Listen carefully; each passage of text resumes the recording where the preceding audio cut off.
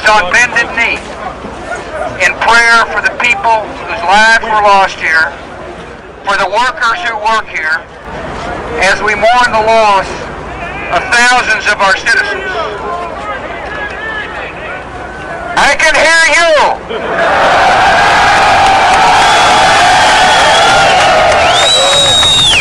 I can hear you, the rest of the world hears you, and the people who knocked these buildings down will hear all of us soon.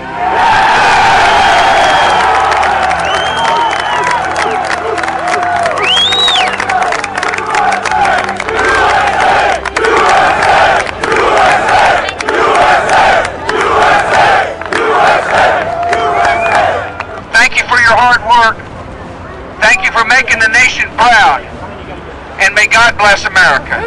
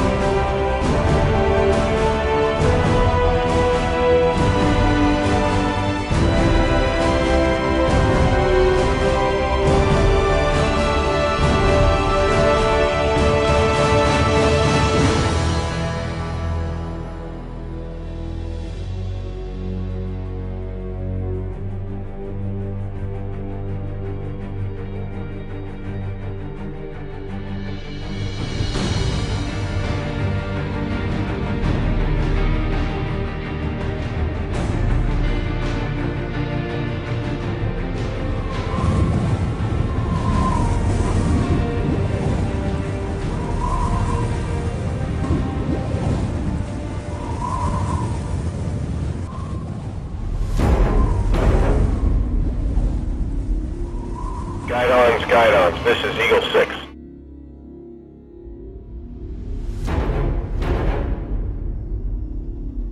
The 101st Airborne Division's next rendezvous with destiny is north to Baghdad.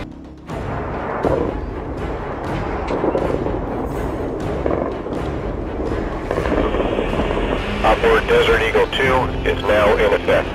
Godspeed, air assault, out. My fellow citizens, at this hour, American and coalition forces are in the early stages of military operations to disarm Iraq, to free its people, and to defend the world from grave danger.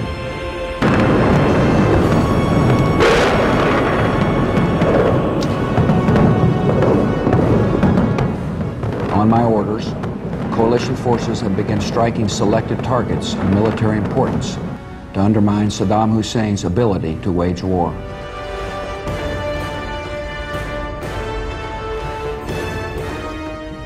We have no ambition in Iraq except to remove a threat and restore control of that country to its own people.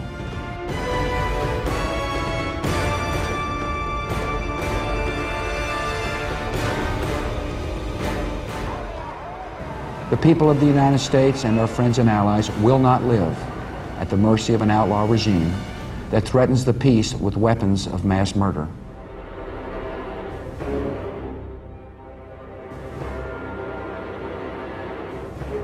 And I assure you, this will not be a campaign of half measures, and we will accept no outcome but victory.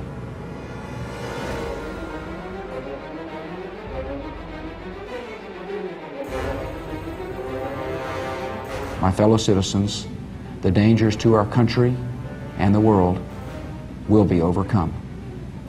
We will pass through this time of peril and carry on the work of peace.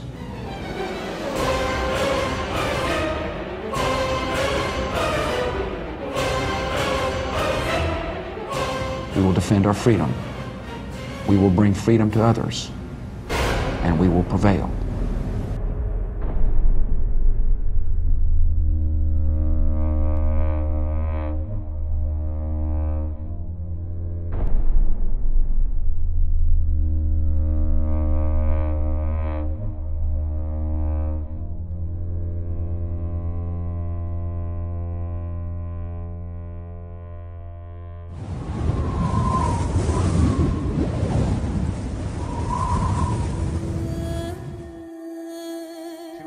Now, and a rare trip into the heart of Iraq's Triangle of Death with the American general in charge on the ground.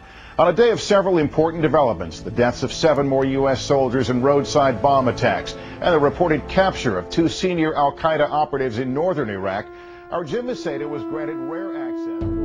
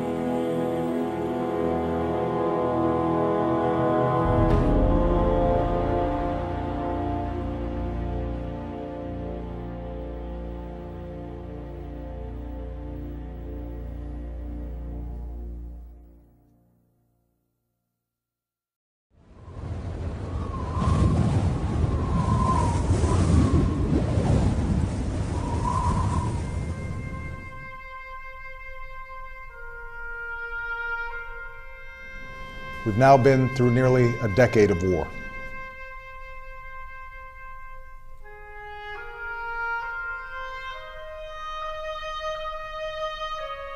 And sometimes, in the midst of these storms, the future that we're trying to build for our nation, a future of lasting peace and long-term prosperity, may seem beyond our reach.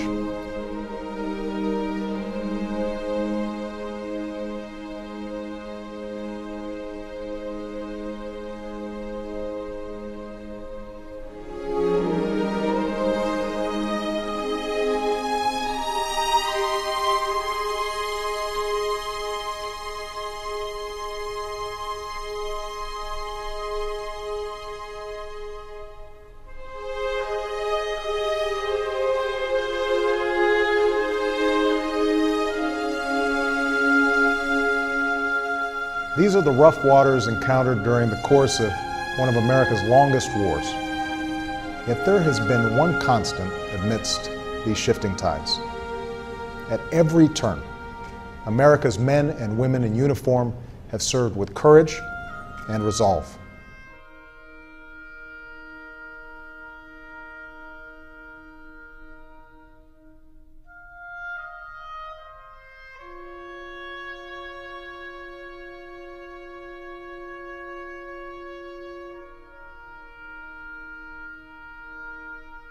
This milestone should serve as a reminder to all Americans that the future is ours to shape if we move forward with confidence and commitment.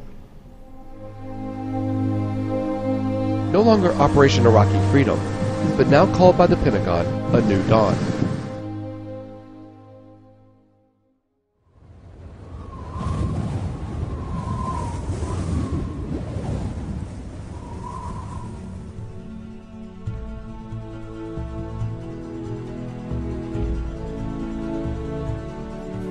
The commander of U.S. Central Command says the focus in Afghanistan is now shifting to the Kandahar province. General David Petraeus testified Tuesday before the Senate Armed Service Committee about what to expect in the months ahead. We'll see an additional U.S. Brigade from the Great 101st Airborne Division deploy into the districts around Kandahar city together with an additional Afghan Army Brigade. We'll see the introduction of additional Afghan police and U.S. military police. The concept is to provide the Kandaharis a rising tide of security.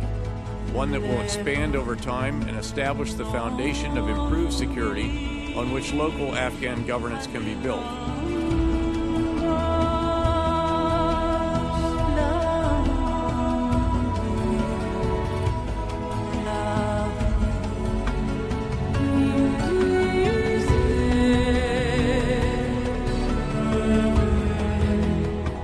Fort Polk, Louisiana is home to the Army's Joint Readiness Training Center, JRTC. Units previously headed towards Iraq would go to Fort Polk for their training, and it's now, in this case, where the 101st is training to go to Afghanistan. This is the scrimmage. This is basically the high school football team preparing probably their games on a Friday night. This is their last practice before that Friday night. Almost going to about 75%, which I would say 100% would be live bullets. 75% is everything but that. You don't seem like you're conducting a training event. You feel like you're there conducting, actual counterinsurgency. When I was here in 2004, before my Iraq deployment, I mean, it was people living out in tents, and there was no role players of really national descent. Here, it's amazing. The detail in the villages, the detail in the environment. Really, I am in Afghanistan right now, as I see it here in Louisiana. Everything that they do, from gleaning intel off of a newspaper to the actual gunfights and the ambushes that they're in, is literally real. The fighting force at Fort Polk is a unit that is assigned to do nothing but play the Red Force, play the bad guy. In this case, they're playing the Taliban. We replicate what they're going to face to the best of our ability. It's not cowboys and Indians here.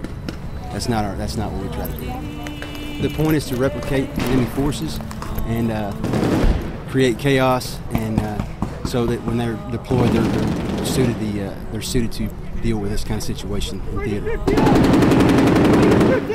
We have Taliban cells. We have Al Qaeda. We dress as the local population would, and we plan and coordinate attacks. Try to get them to think, what their next move is going to be, consequence management stuff, how to gain the population's support. I think that we prepare them. I think it's the best training in the Army here at JRTC.